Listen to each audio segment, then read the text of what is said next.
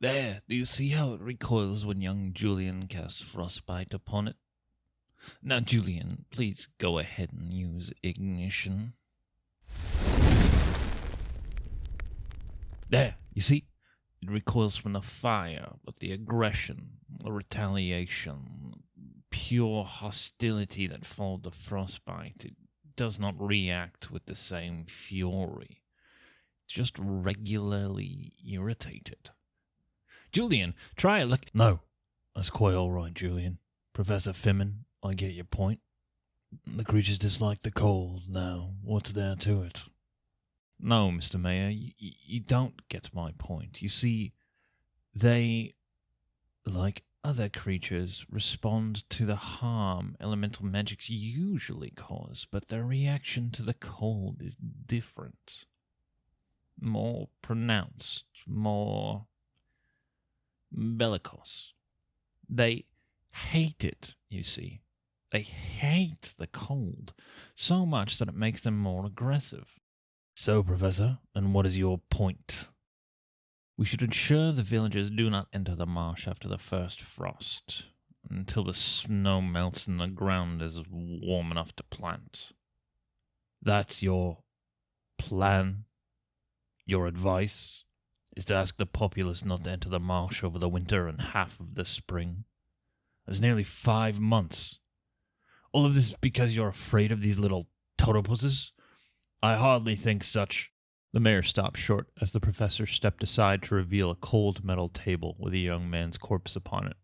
The death was evidently from the massive hole in their chest. This was Titus, one of my other apprentices. One of the Bogwids got him. Out of his chest sprung 3 more, fully grown after only a week. If they did this in the fall, when their hostility has not yet been piqued by the coming frost, imagine how aggressive they will become the winter. The mayor swallowed hard and rocked back on his heels a few times until what the professor was saying began to sink in. Can we not be rid of them somehow? Hire an adventurer to moonburst the marsh or something of the like? Perhaps. But until we have an adventurer with such power, I suggest you levy a rigid warning to the populace. Perhaps we can cull their population in the summer, put a bounty on them. But only in groups. They are cunning, ambush predators. It would be inadvisable to hunt them alone. Right. Stern warning. Consequences even, I'd say. The mayor replied, mostly to himself, as he turned to head out of Professor Fimmon's classroom, already formulating the announcement in his mind.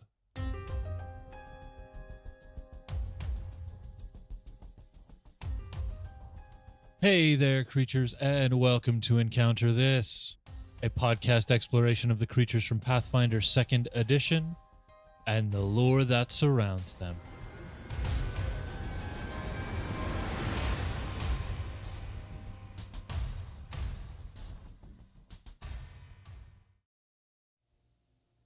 Hello there, listeners, and welcome to another episode of Encounter This. My name is Freeman Crake Easton, and with me today is James, none other than Pollywug Kid, who is going to take us through a creature that feels familiar but is otherwise, I feel like, unheard of, the Bogwid. And if you want to follow along, I hope you have your copy of the newest Monster Core for Pathfinder 2nd Edition on page 46.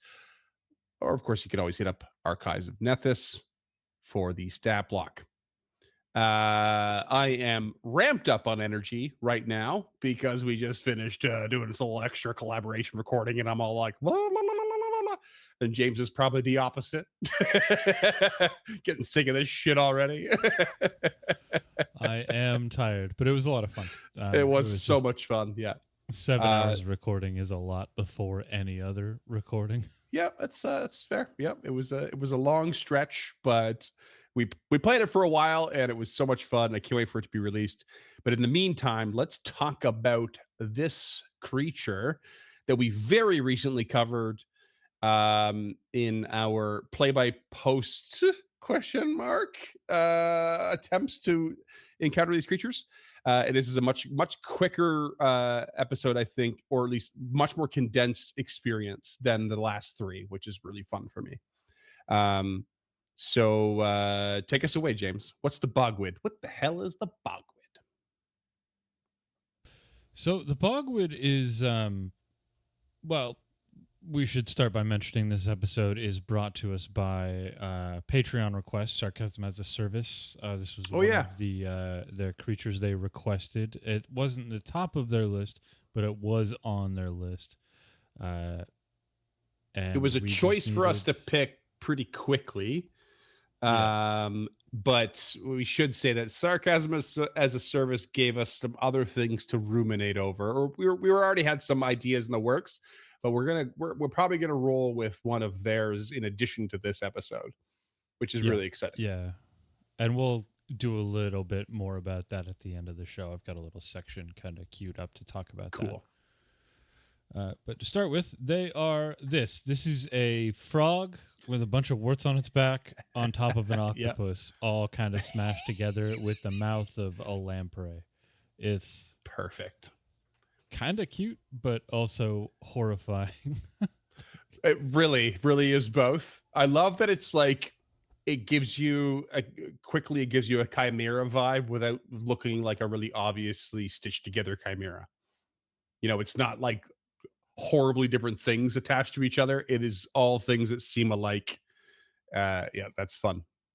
Yeah, even the artwork makes it feel like a cohesive creature, and it would be pretty adorable if it wasn't for these rows of double teeth. Like, I think that's what really sets it off. If you look close, I'm pretty sure it's triple. There's some really small ones on the bottom side on the left. Yeah, there's I think we got at least 3 rows.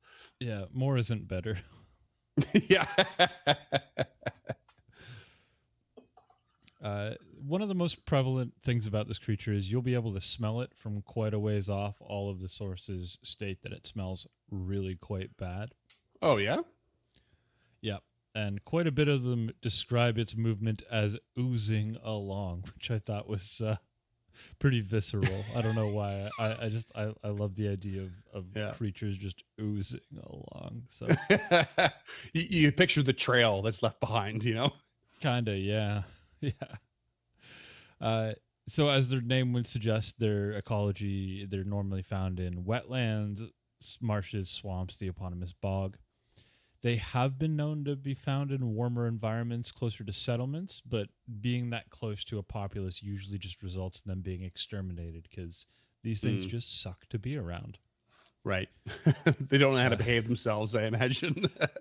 They do not, no. And a direct quote from the Monster Core is, "Some have discovered that bogwoods have an extremely negative reaction when introduced to the cold and will violently attack whatever they perceive to be the source." So we touched on this a little bit in the exposition. I hope that came through. But I included this more importantly because it's mechanically referenced, and this is it. It's just this one throwaway line that references that particular mechanic. Mm-hmm. They are predators, ambush predators specifically, and they'll drag themselves around on land or even through the bogs or even up trees if you like, looking for food.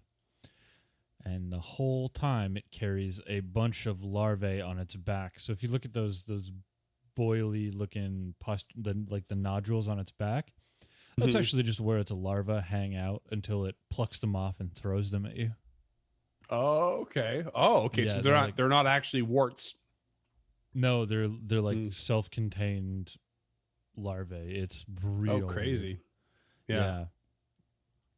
And like an octopus, they'll hide in sand or vegetation or whatever until their prey goes by, and then they'll jump out.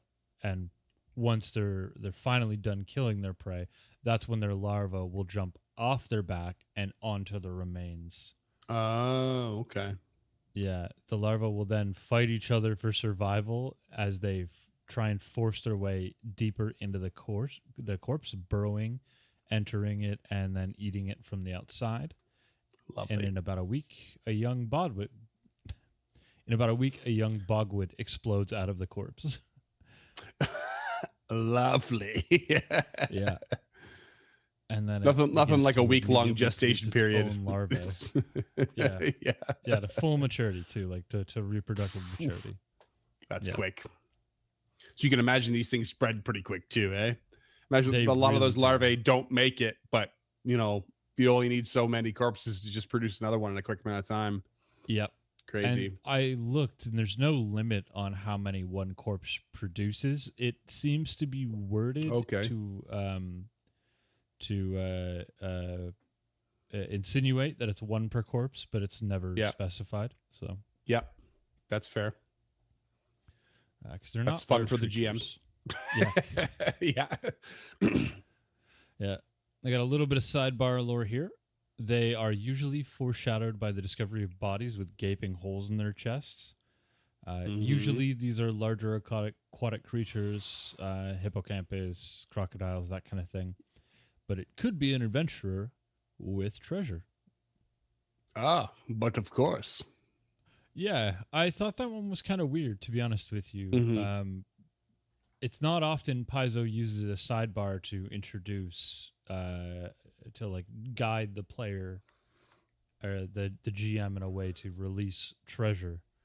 So I mean, yes and no. I guess they always the sidebars tend to, in my experience, lean towards here's a reason to use this creature if you can't think of one, you know. So here's a little extra something. This one does admittedly feel a little sloppy.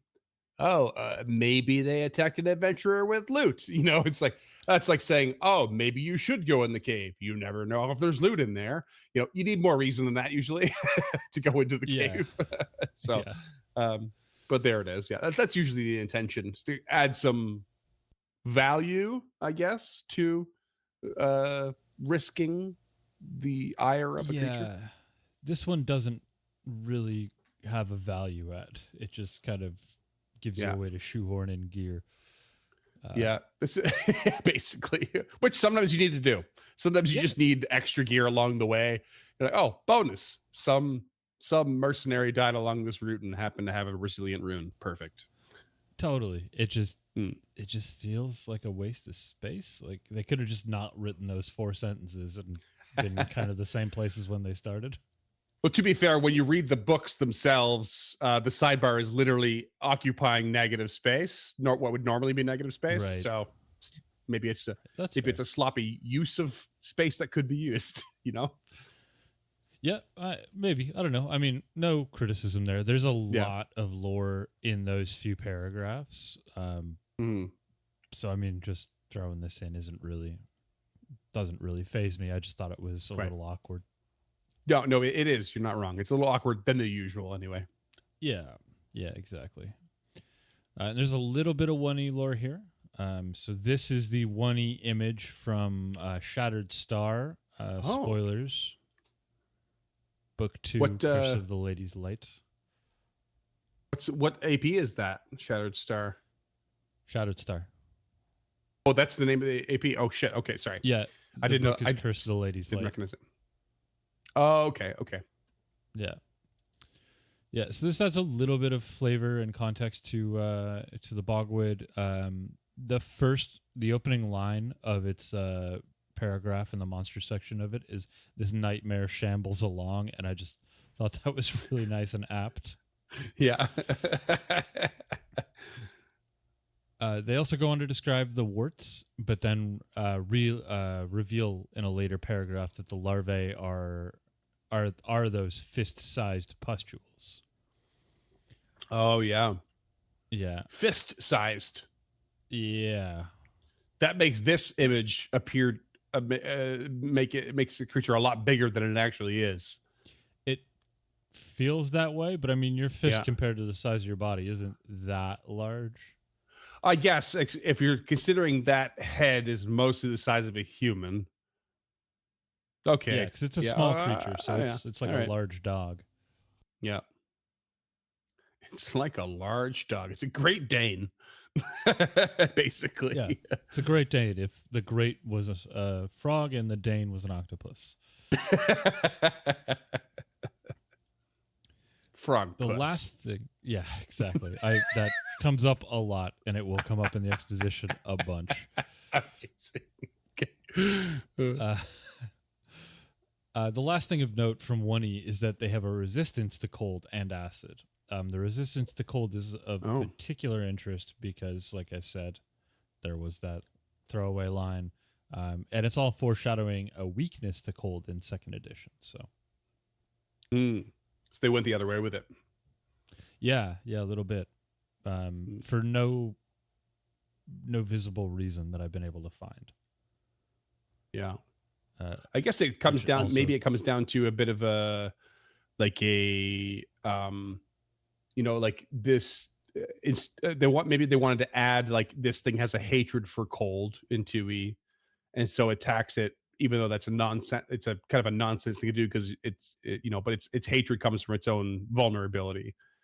Whereas like in 1E, it's resistant, so it just never minds the cold, which just doesn't care. That's not very not as proactive or interesting. No, it's really not. And it also doesn't really make sense thematically. Like, frogs don't love the cold, but they just bury themselves in the winter and hibernate. Right. And yeah. Octopi are notoriously deep water creatures, which is where the coldest water is. So right. It felt clunky to me, and it was never really explained why it was changed into a weakness. Not really a reason for it, yeah. Justified with this one throwaway sentence that we included. Yeah, fair enough. That's a good point. Yeah, no shade with them making a weakness. Like, I think it's fine. I nowhere in the stat block or in the chimeric nature of this creature does it make sense to me.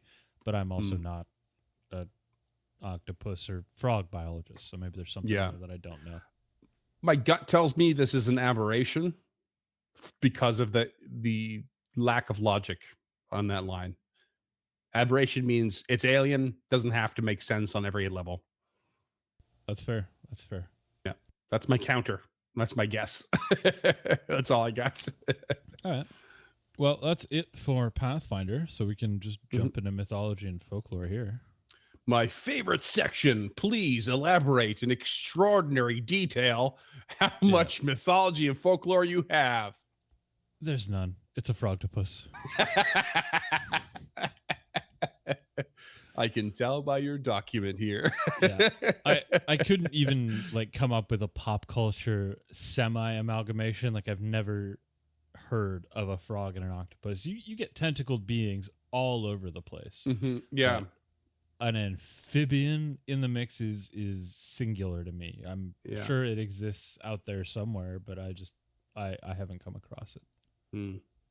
Reminds me of like this, as far as it's a rather baseless theory, but it's still kind of a fun fact or interesting thought, and that an octopus in our real world is thought to have maybe started from a single-celled organism that landed on Earth but didn't originate here, and the reason being that it's so unbelievably alien compared to everything else that we have, and it's kind of a fun little aberrant approach to thinking of that creature.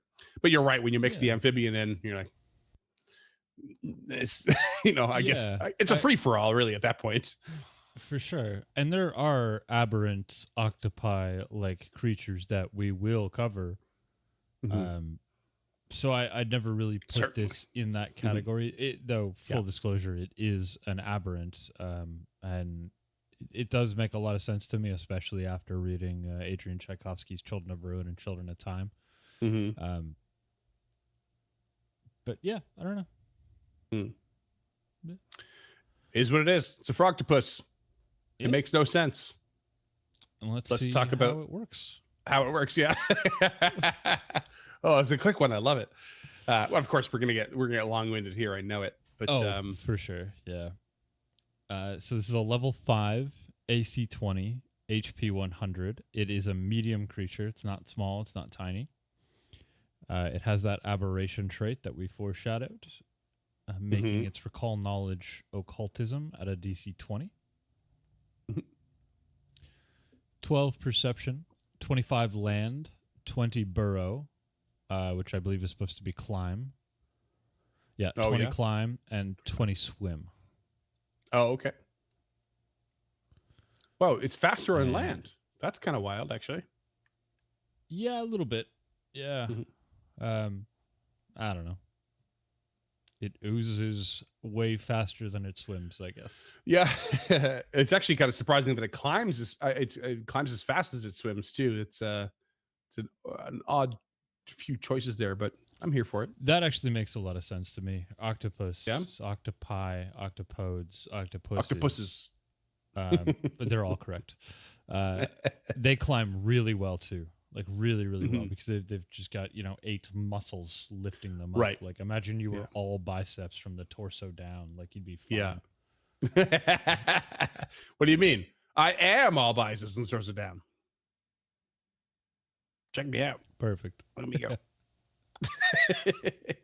Screen conveniently ends. They have dark vision, but no other senses to write home about other than vision. They speak no languages. They understand no languages. They are true bestial creatures, even though they're aberrants. They have a strength of 5, dex of 4, con of 4, int -4, wisdom -2, and charisma 1. There's a 13 bonus to athletics, 11 to intimidation, and 10 to stealth. Okay. I love that they're nice and get into strong and it. nimble. Yes, they really are, yeah. 15 fortitude save, 12 reflex, 8 will, no resistances, no immunities, but a weakness cold 5 that is currently missing from the AON website, so I double-checked it with our monster core, because I actually would never have found this had we not done that test fight on Foundry. When I saw that they were weak to cold in the stat block, I would have just completely missed this. Yeah, and we've caught one of these before. I think when we talked about owl bears. We'll be maybe I think it was maybe we re-talked about them in episode 100, and I caught it and reported it, and so I've reported this one as well because you told me about it early on, and I'm hopefully we see the fix on that. But they had a pretty hard long time getting the monster core stuff updated. They're getting faster, but there were some extra issues along the way. But Archives of Nethys is always an amazing resource. If you compare it to the actual PDF or the book Monster Core, that one thing is definitely missing. Worth keeping in mind, because like if you're looking at that on Archives of Nethys, you're going, they hate cold. Nothing in the stat block about cold. That's a bit weird. What's going on there? Yeah. So as wonderful of a resource as Archive of Nethys is, and it is, you should support it if you use it. We support it. It's not the end all be all because it's done by humans and humans make mistakes, and it's only a few bodies on this. Like I don't think there's more than 10 people that work for AOL. Oh, I'm pretty sure it's less than, yeah. I think it's closer to 4. Yeah. Yeah. But huge thank you to them. For sure. The rest of the stat block, we're going to do something I don't normally do, and that's start off with the passives, and it is just a 1, and it is called Revolting Aura. Yeah. Okay. So it's got the aura and olfactory trait, so it's that's how you know they smell rancid. It is a 20 foot, so 20 feet out from the center of the creature, 20 feet in all directions. If the creature enters or begins their turn in the aura, it's a DC 20 fortitude save. On a fail, they're sickened 1 and sickened 2 on a critical fail. With a success, they are immune for a minute. Got a 1 melee attack, it is 1 melee attack. It's a tentacle, plus 15 to hit, then 10, and then 5 going down. They do 2d8 plus 8 bludgeoning, plus a little something called Bogwid Fever. Oh, yeah. Now, these things hit hard. Like 2d8 plus 8 is no joke in our experience. It really hit us pretty aggressively right out of the gate. And yeah, it gives you a bit of pause when you start rolling those. One crit was half HP of 2 of the characters, including a marshal. So like, Or more than half, I think, for the one I was Yeah. playing. Yeah, it was crazy. so the Bogwid fever is a disease. That means you go down the disease track, and that's a DC 20 fortitude save with a 1-day onset. So stage 1, they're enfeebled for 1 day. Mhm. Stage 2, they're enfeebled 2, and they get persistent bleed. They're enfeebled 2, and the persistent bleed DC goes up by 2, and that lasts for 1 day as well. Yeah. Okay, so the DC, the flat check required DC goes up whilst they have this fever. Oh, cool. Yep. And then stage 3, they go to enfeebled 3. The persistent bleed DC goes up by 5. That lasts for another day. What? And then stage 4 is the final day. They're enfeebled 4 plus this persistent bleed is plus 5 again, and then it's 1d8 persistent bleed damage every 1d4 hours for a day. Oh my god. That is a different way of killing via disease. That is really cool, actually. Because like it's a flat check 15 DC normally. You can administer first aid to reduce it. But then when you're adding +2, it's 17, +5 is you need a natural 20. You can reduce that to maybe close to 15 again. But then that stage 4, like you get 1d8 persistent bleed every 1d4 hours. That's not just 1d8 bleed damage every 1d4 hours. It's persistent bleed. So suddenly you just break out bleeding, and you have to roll a natural 20 on your own to stop it. And if you manage to stop it 1d4 hours later, it's going to start again. Like, that's insane. Oh, that's vicious. Obviously that didn't come up in our combat because it's a 1-day onset, but holy crap, that's awesome. Yeah, it's really great, and it really plays into the 1-2 punch of the tentacle and their ranged attack, which is called larval spit. That's a 14, 9, and 4 to hit with a 10-foot range. And this does 2d8 persistent bleed plus something called a ravenous young. Oh, yes. So no initial damage. No. So this is where you get that persistent bleed from. Ravenous young, the Bogwid spits their larva at the creature, and the target is just drained 1.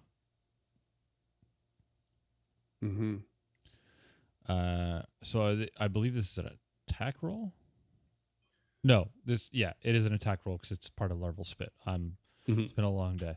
So the target is drained 1.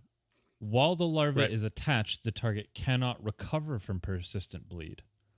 So you can't get rid of that 2d8 until you make a DC 21 escape check to remove the larva, or you get caught in an AoE, which just auto destroys all of the attached larva. Oh, and the area damage. Yeah, okay. Cool. Yeah. Yeah, interesting. While larva touch cannot is that specific? You cannot recover from the persistent bleed, or does the persistent bleed end when you remove the larva? Because those are different things. You know, it's like can't if you recover from the persistent bleed, meaning you have to succeed on the DC 21 escape check, and then you have to succeed on the persistent bleed still while go to your you're flat drained check. 1. Yeah. Brutal. Absolutely brutal. It stacks hard and fast. Yeah. The thing to note that we did discover along the way was that the drained 1 from having the young on you, it does not stack with the sickened condition because they are both status penalties. So that's very important to remember. But otherwise, that just means if you succeed against the aura, you're still at risk of the ravenous young being attached to you and draining you. Yeah, that disease is gnarly, and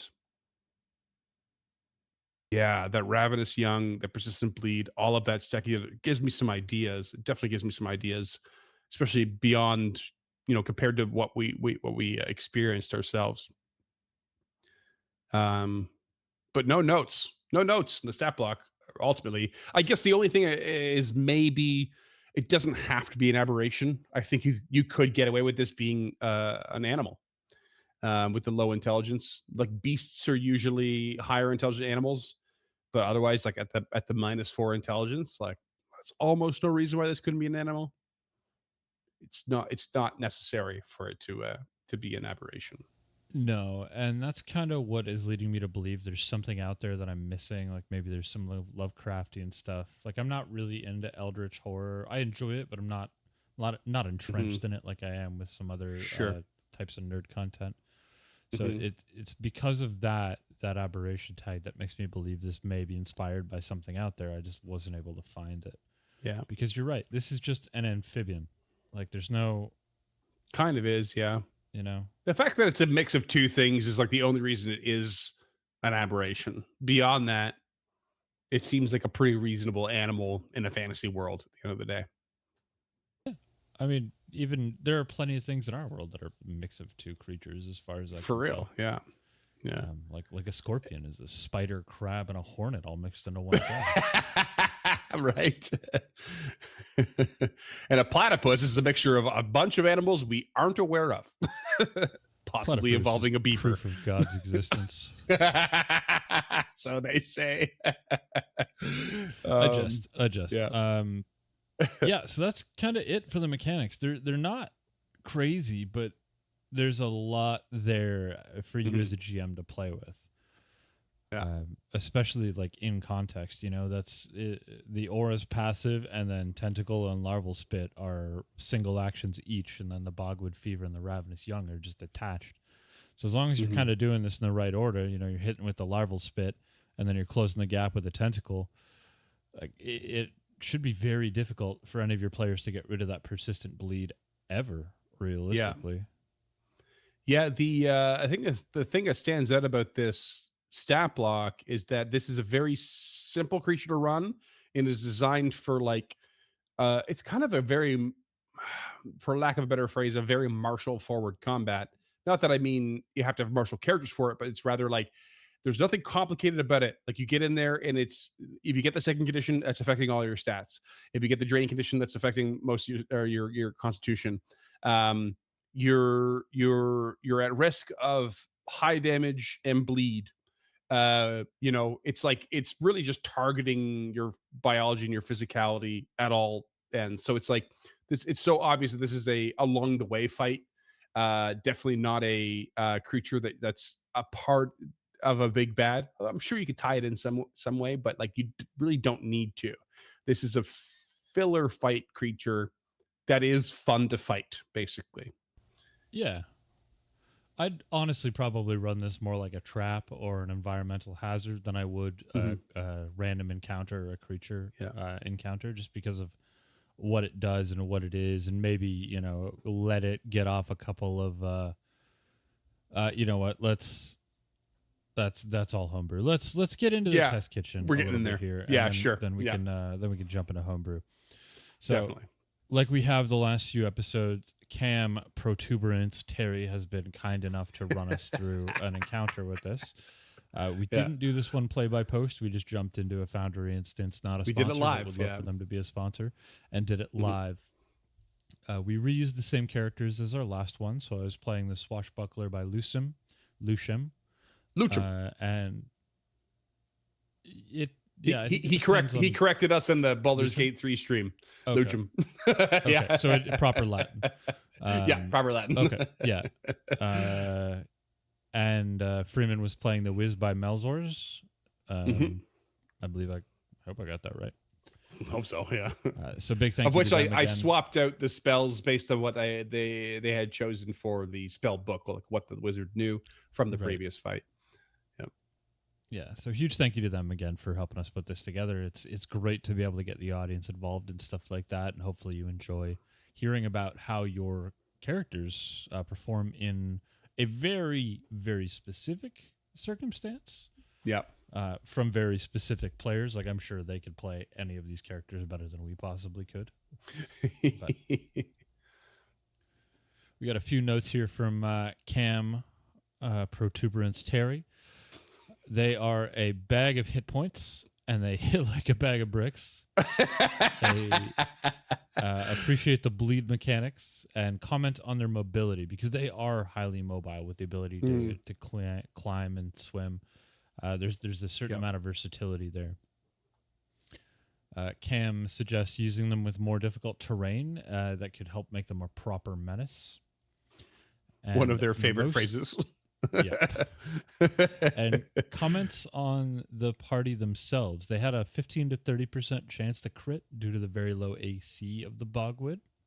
And with Frightened 2 and Off Guard, the fighter had a 50% chance to crit. So a little bit of behind the scene mechanics there. Yeah, good points. Yeah, I was critting like a machine in that fight. So what we did was we think we fought 3 of them.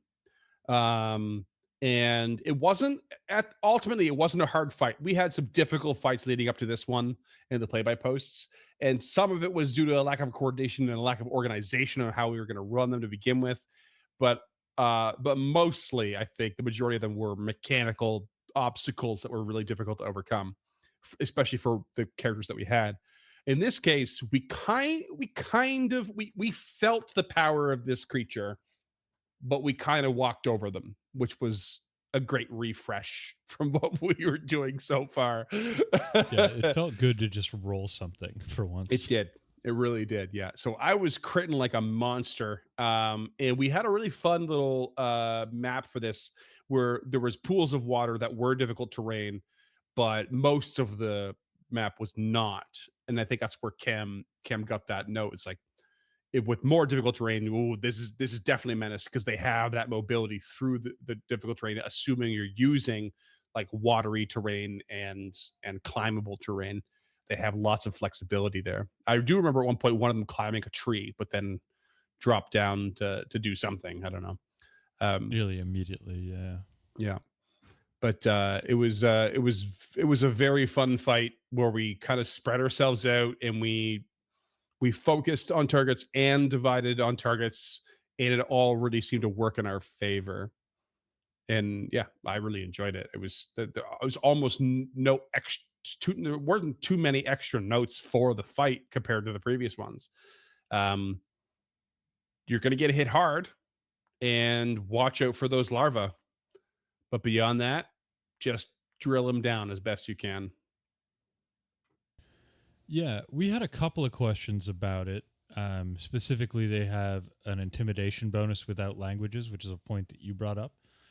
That plus 11 to intimidate just feels superfluous. Yeah, because they're taking an automatic -4 to that because they don't speak a language at all. So they kind of have to. So I it's actually kind of one of those weird things where you maybe it's not explicitly written in the rules that this thing requires an ability called Intimidating Glare in order for it to sort its thing out. I did think it was very odd that there's 0 languages. I thought, oh, they have a bonus because actually Cam was the one who brought it up, but I think I added to it. It's like they have a bonus, and my gut instinct was, oh, they must have a language of some kind that they can speak that intimidates another creature in a swamp or a bog. Nope. They have no languages. So I was like, okay, it actually kind of doesn't make a lot of sense. They are scary, so fine, they can have the bonus, but it just doesn't work with the mechanic of intimidation, of frightening someone, demoralize. Yeah, exactly. And one of the things you brought up earlier that I think is worth reiterating is the sickened and drain condition that you get from the combination of Bogwood Fever and the Ravenous Young. They don't stack because, like you said earlier, they're both status penalties. Yeah. So you can try and get them to, sicken 2 with a crit fail or what have you, but for the most part, it just is redundant, I guess, which is not a bad thing. They want to force down your fortitude save so they can eat you from the inside out. It just, felt a little weird that they had abilities that don't stack. But again, we are talking about a creature 5, so. Yeah, we did learn that along the way. It was a question of like, oh, is your number not 1 lower than that? It should be. You've got these 2 conditions, and then we got all together realized, oh, it's because they're the same penalty. Gotcha. Moved on. So like the pretty ideal scenario for most tables. I do have a question though. Maybe you can quickly answer, and it's does the drain condition disappear when the ravenous young is removed from you, or is it attached to the persistent bleed condition? Do you have to get rid of that as well for the drain to go away? That might be an important thing for GMs to consider Right. along the way. I don't have the answer to that, but as far as I know, the only way to recover from drained is is a full night's rest, no matter what. Because Oh it's yeah, not 'cause written like it's per the attached. condition, it does. That is the thing, and then the specific always overrides the generic or the general, whatever Yeah, the but there phrasing is is. no general here. It just says once the Yeah. larva is attached, the target becomes drained 1. It says, while it remains attached, the target cannot recover from persistent bleed. Larva, blah, blah, blah, blah. Yeah, I think you're right. I think you become proper drained just from the attaching. That's actually kind of brutal. That's Yeah. that sucks for Yeah, like it a is. creature that you're likely to encounter like several of. There's a pretty high chance most of your party is gonna be drained for a day. That sucks. Yeah, and they want you to be drained to reduce those saves, those attacks, all that good stuff. Yeah. One of the other things we ran up against but quickly kind of dismissed was the stacking of the same aura, so specifically that revolting aura. So it just says a creature entering the aura, not an aura, not this creature's aura. It just says the aura, meaning this creature's specifics aura. But since it's something as tangible as an olfactory response, because it does have that olfactory tag, we very quickly moved to rule that you were only, like, if you save from one, you're saved from all of them. Yeah, because presumably they all smell the same.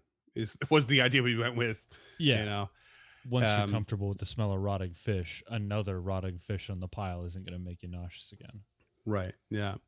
Which reminds me of like, as far as I know, the rules is written, you can't remove an aura via dispel magic, which it was something we didn't cover, but it's what I tried to do with the previous creature with Fortune Eater. But I personally thought there was an argument for the fact that the aura in that case had the divine trait, which makes it related to magic, therefore should be dispelled, because per dispel magic, it does say a spell or magical like effect, basically. So it's like, to me, that aura with the divine trait is some sort of a magical effect. In this case, it certainly is not. It is just a smelly creature, so it makes sense. Which then kind of ends up begging more of a question of like, okay, if you do separate those two types of auras, does 2 or 3 of the same creature of having quote unquote magical auras, do they affect you separately? Like, say, compared to 3 smelly creatures in the same area, and do you have to Right. save against each separate one? I'm not sure it's built into the rules. It might be something that they, I don't know, I don't want to say glossed over, but maybe they just thought, don't overcomplicate it. We need balance in the system. Yeah. I'd probably go with anything with a physical tag, because almost every aura I've seen has 2 tags, aura and something else, something to delineate it between Always, yeah. magical and physical. And I think if it has a physical trait like sight or olfactory or sonic or acoustic or whatever that tag is now, Yeah. I would say that once you save against one of those, you're probably immune. But a magical save with like a divine or an arcane aura tag, the argument could be made that each creature is producing a unique aura. Yeah. It has the same effect, but it's a unique instance of it. For the simplicity of it, I would say keep them the same as the others. I think we've done that basically across the board on Stemming the Tide. Say encountering the Grothluts and their sort of moaning aura.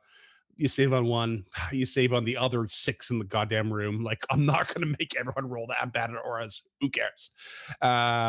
However, I still think that it's reasonable to say that if you're fighting a single creature with an aura that might have a magical trait, let them dispel it. I always disallowed it, and I understand why. Yeah. But I think I would allow it, going forward. Yeah, I think I failed the check anyway, but like, it didn't really matter. But I would definitely allow that to come into effect, because, when something is obviously a magical effect, let it be dispelled. I'm with you on that. I think the same thing. If it has a magical tag, it should be affected by dispel magic, because that means it's something that creature brought into existence, unless it has a magical tag, but it's not something the creature's manifesting. Like if it's something that's manifesting because of the creature, there's some Right, gray area because there most auras are usually stated that they can be suppressed by the creature whenever they choose, which means there's it's a part of their anatomy or their biology or their person naturally, but they also have some measure of control over it. Therefore, there's some sort of proactive nature to the whole thing.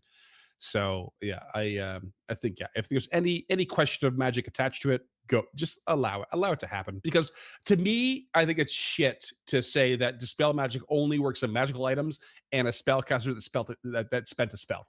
Like magic goes much further than an item with magic in it and a spell that was cast. Obviously, in this very high magic world or system, like let it extend to more things, because otherwise it feels like a complete waste. Yeah, I agree wholeheartedly. I mean, I would have to be behind the GM seat, and I would probably rule it on more of a case-by-case basis than I'd like to admit on air here. Yep. Because I think there is more nuance to it than if it's magic, it can go away.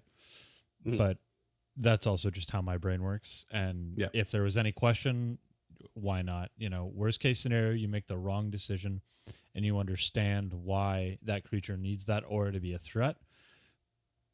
But also, your player did something amazing to neutralize a creature, and that should be rewarded all in itself.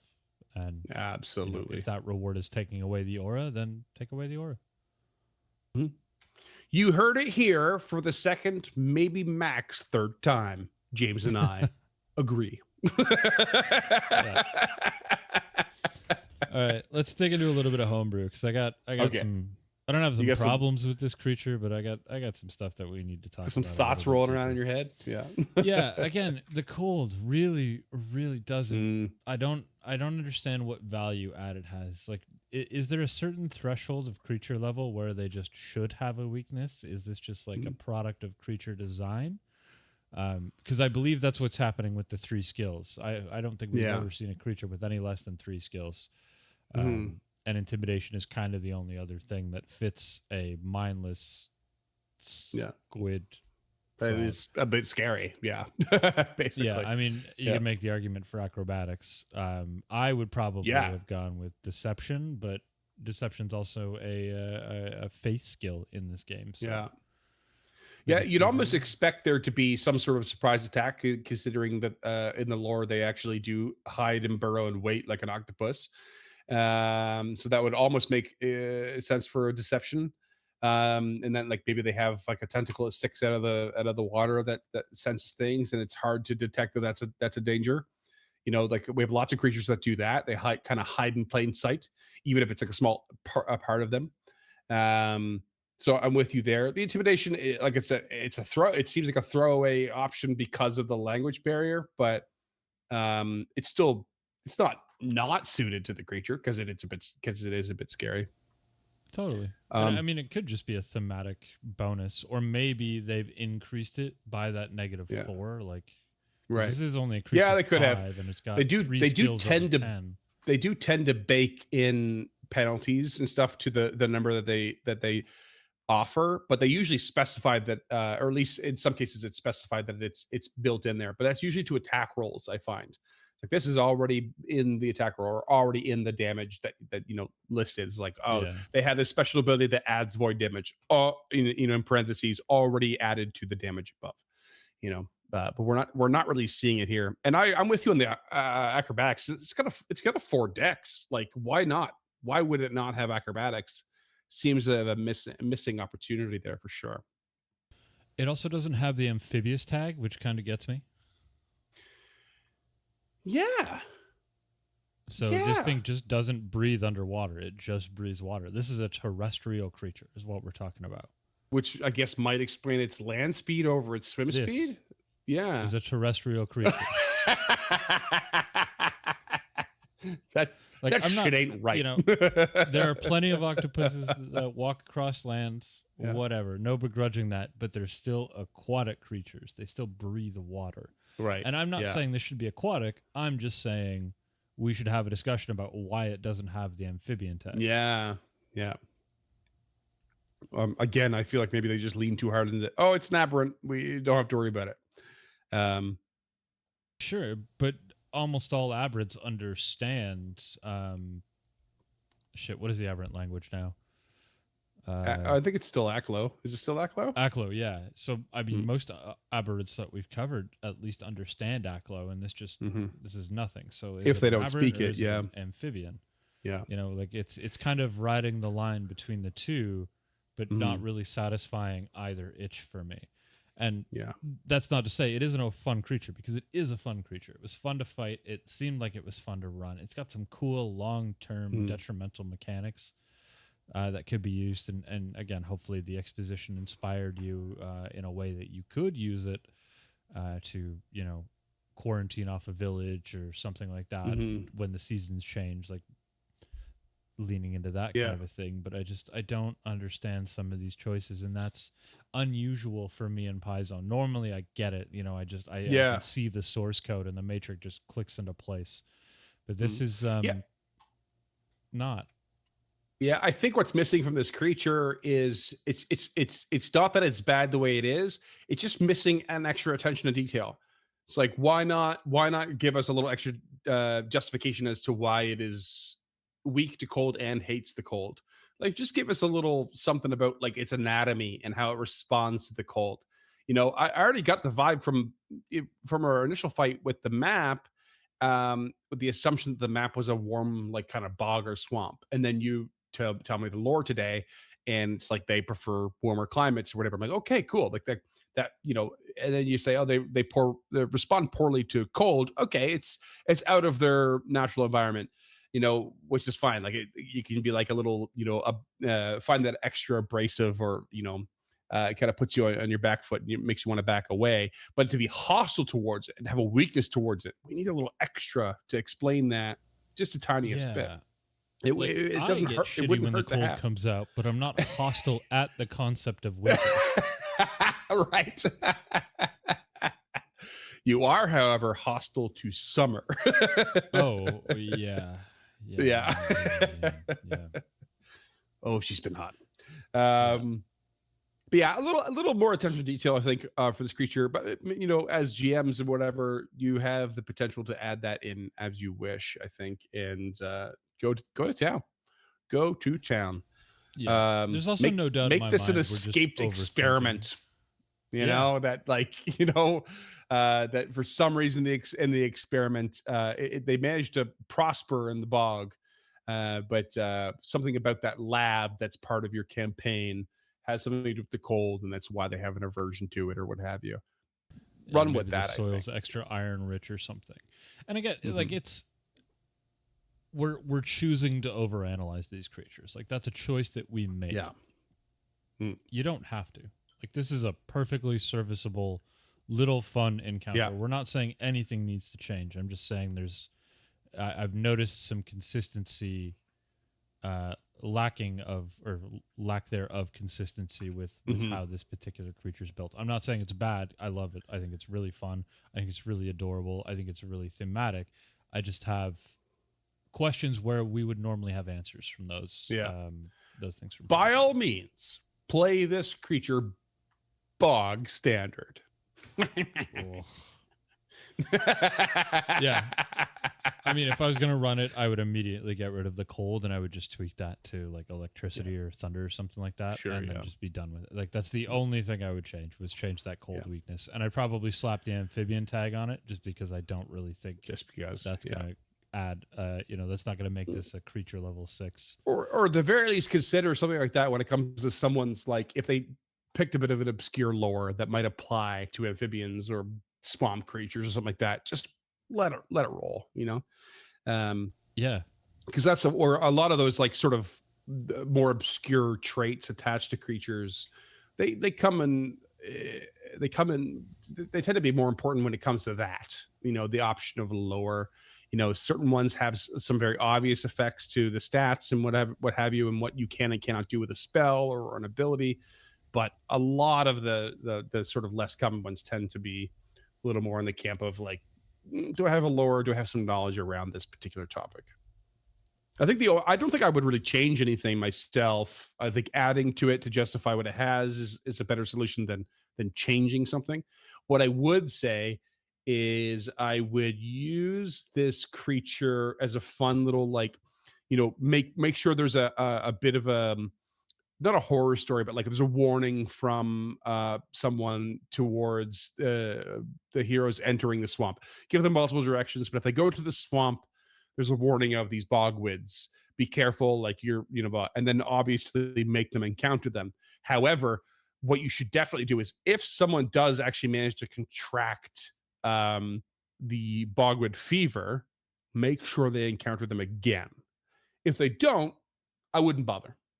I would actually be like, okay, scrap it. This is a creature where you want to have them encountered more than once, so long as the disease has taken effect.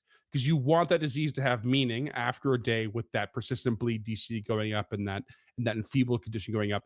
That's just it's gonna add this level of tension to the party. They were warned, and the wizard got hit, and now it's not looking good, and they're going to be scared to encounter them again, whether it's continuing on the same direction or on the way back. But if they don't succumb to that disease, don't waste everyone's time with another encounter of the same creature. Replace it with something else. That would be my general advice. But one thing is for sure is this creature is an on the way encounter. I think is the best way to use it. I don't want to say it's at its best. It's that it can be, it's certainly be more, but I like the idea of it being an on the way danger that grabs your attention. Yeah. Yeah, exactly. Yeah. Okay. That's pretty much it for me for Homebrew. We're gonna get real and talk with y'all for a second here. Oh, let's get real. Okay. That will allow me to do my timestamps, so thanks for that. No. So this episode comes out Thursday, August 8th, I think, or something in that neighborhood. Freeman and I have had some difficulties this year. It's been a challenging year for both of us for a myriad of different reasons, and we've been very busy with not only all of our Uncharted North stuff, but the stuff we have going on in both of our personal and professional lives on top of that. And that's made Encounter This a little difficult to stay ahead on, like more difficult than we'd like it to be. So one thing I want to make clear is that the show is not going away. Encounter This is not going away. It's not even really changing drastically. But what we are planning to do for our next few episodes to finish out the calendar year of 2024 is to release another suite. But we're going to do this in a more curated fashion than we have done before. We're going to put a little more production value into it. We're going to put a little more planning into it. And hopefully with that pre-production, that planning, and a little bit of breathing room between now and that drop, we can get things going again and possibly even find a new format for the show going forward. This is just an experiment. We're going to want to hear from all of you when we're done over on our Discord, on the YouTube credits, what have you. But we're really excited about trying something new. This show's always kind of been our playground. We've never really followed anybody's rules except for our own. And even then, we don't follow those when they don't really matter. We just kind of break off and do our own suites, whatever the fuck we want to do. And this seems really exciting to me for a couple of reasons. It would relax the pace of our schedule, so we would no longer be bi-weekly. We would be in kind of a seasonal format. We think we're still working out a lot of the kinks of these things. But the cliff notes that you need to know going forward is that between August 8th and October 31st, there will not be a new episode of Encounter This. We will be back on October 31st, which I think is our 4-year anniversary. 5. 5-year anniversary. You started 2019, right? So yeah, wow.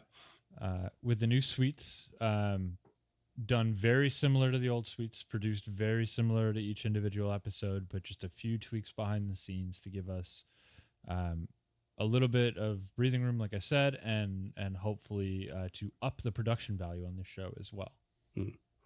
Yeah, like James said, our schedules have been just cattywampus and lackadaisical and every other strange word that piles together and doesn't work together. It's been so crazy, and so yeah, we had a pretty big talk about what we can do to make sure we don't want to give the show up at all, and how can we ease our own burden while still delivering something not just the same and not just still good, but like still better. How can we make our own lives easier and make the show better at the same time? you know and ultimately that came down to, let's try looking at giving ourselves breathing room to curate something that is more honed in, which really comes down to lowering the volume potentially per year, but having a more, expressive and thought out, series or season, as you put it, kind of approach to the content. And we don't mean season like it's going to be, same as a television season or necessarily once per like weather season or anything like that. We just mean like when we can, we're gonna prepare a lot. We're gonna plan ahead. And we're gonna aim towards this set many number of episodes and produce this content. And it's gonna be that way. And it's gonna be there. You go. And then from there we take a little more breathing room to plan, coordinate, record, and then release again. And it's going to be a lot better than us than us kind of like, oh shit, I need to pick a quick creature, which we've been doing for, it's been more than this year, off and on in the previous years, but this year it's been Yep. pretty consistently. Oh shit, oh shit, oh shit, we need to slip something in.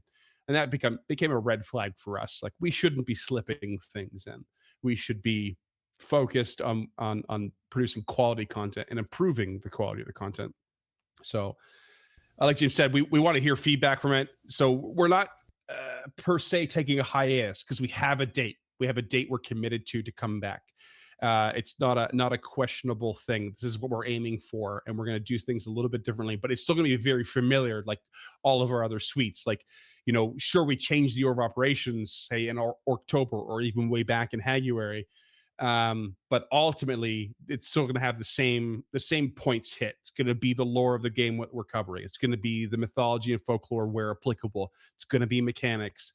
And now that we've added these sort of like more in-depth experiences with the play-by posts and like maybe even active those sessions of combat, we're going to lean into that a little bit more to curate an experience across a suite, across multiple creatures, whether they're the exact same family of creatures or something related. And yeah, hopefully produce something that's a little more polished as a group of episodes, as opposed to singular ones that we're kind of sometimes just like firing out of our asses. And Yes, sometimes uh, these are written day of.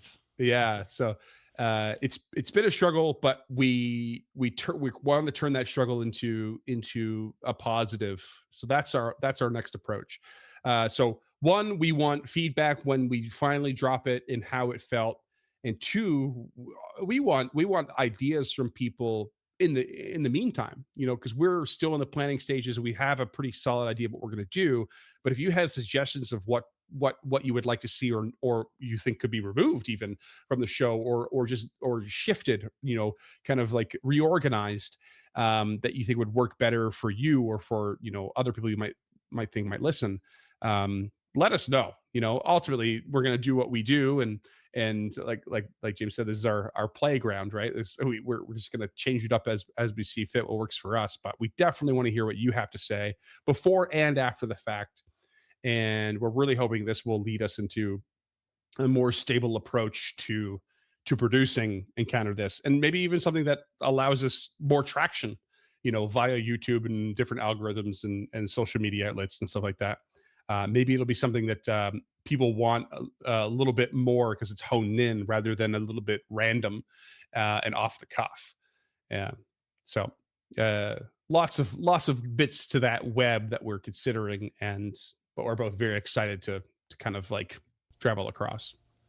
Yeah, it'll be exciting to try something new because 5 years is a long time to be doing what is essentially the same thing.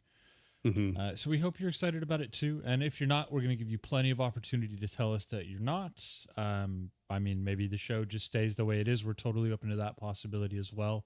But we don't feel like we'd be doing ourselves any favors or even karmic justice if we didn't attempt to try and make it a little bit easier for us, but also creating a value add for you. And that's going to be the new structure, the new release schedule, and our ability to hopefully put more into each individual episode, because it won't be, we're each doing an episode. It'll be a true collaborative project, because currently it's not really. Because we've always kind of, it's always been really fun to do that sort of.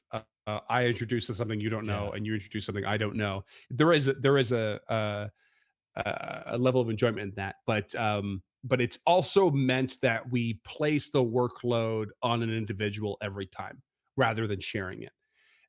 When it comes to like the preparation process, basically. So if James is covering ends up covering a bunch of like in-depth creatures, even if he doesn't mean to, it means he's got so much more work to do. But if I'm covering quick and easy creatures regularly because of my schedule, that means I have so much less work to do. And it's not really ideal for us to piecemeal and squeeze those long and short ones in. It's better if we just plan to, okay, workload here for you, workload there for me. We share that as equally as possible, and then we do it together. I think that will probably be the biggest format change, is the not going in blind anymore. That we'll at least see with our next release when we get it together. And we'll see how it goes. But I think that's the elephant on the wall. That's the phrase, right? Yep, nailed it. Thank you so much for listening to that little post-show ramble. We hope you're excited about it, because we both are very excited about the possibility of a change, the possibility of shaking it up a little bit, and the possibility of giving you more for your time. Like that also really excites me. The ability to become a better video editor. To become a better audio editor, I'm looking forward to those opportunities. So, if you want to help us, one thing for sure is the silly patter between us is not going to change. So, that's no. The show, realistically, the show isn't going to change too much. I mean, the release schedule is probably going to be the most drastic shift. Again, if this works, who knows? We don't know. That's why we're trying it. But if you want to support us, you can do so at patreon.com/unchartednorth. $5 a month will get you a handwritten thank you letter and a bunch of goodies. For $10 a month, you can suggest a creature like this episode from Sarcasm as a Service. And it'll also give you a discount code to our merch store. There's a bunch of other tiers there in case you want to support us a little bit higher, or you want to create an item, I believe, that goes into Stemming the Tide. I'm pretty flexible. It's been item, it's been character, it's been both. Okay. We can work it out. Yeah, so you could have one of your creations appear on one of our shows, or you could order us to do something you want us to do. I mean, that seems like a pretty good deal for $10 a month. It's all right. Yeah, if you want some of our merch, you can do so at unchartednorth.com/shop. All of our socials are in the description linked below, as well as scrolling down below in YouTube. If you're on audio, if you could rate and review on your platform of choice and you want to see some of these images, head on over to the YouTube at Encounter This, or on over to our website for a more complete reading list and show notes at encounterthis.ca. If you're on YouTube, do the YouTube things, and most importantly, tell a friend, because word of mouth is the best way for us to grow. And that friend could not be in person. That friend could be on Reddit. That friend could be on Mastodon. I don't know what the kids are using. What's your Bumble Mastodon? date. I thought that was a band. It is a band, but it's also a social media platform. I think. It at is? least I feel like it was. Yeah. I don't know. It was going to be the new Twitter before Twitter was Twitter. It was going to be the new Twitter before Twitter was X. Right. Before Threads was the new Twitter. Anyway, I'm just babbling at this point. So thank you, and we appreciate the runway, and we will be back again come hell or high water on October 31st with a brand new format, style, and suite. But we'll still be the quintessential us, I think. Barring any strange brain injuries.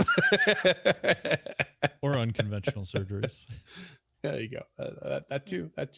Yeah. Anything's possible. Well, thank you, friends. We hope, like Jay said, we hope you're excited. And we'll be in the Discord this whole time. So hit us up. We'll chat. We'll discuss ideas. But for now, on Encounter This, we'll see you in October.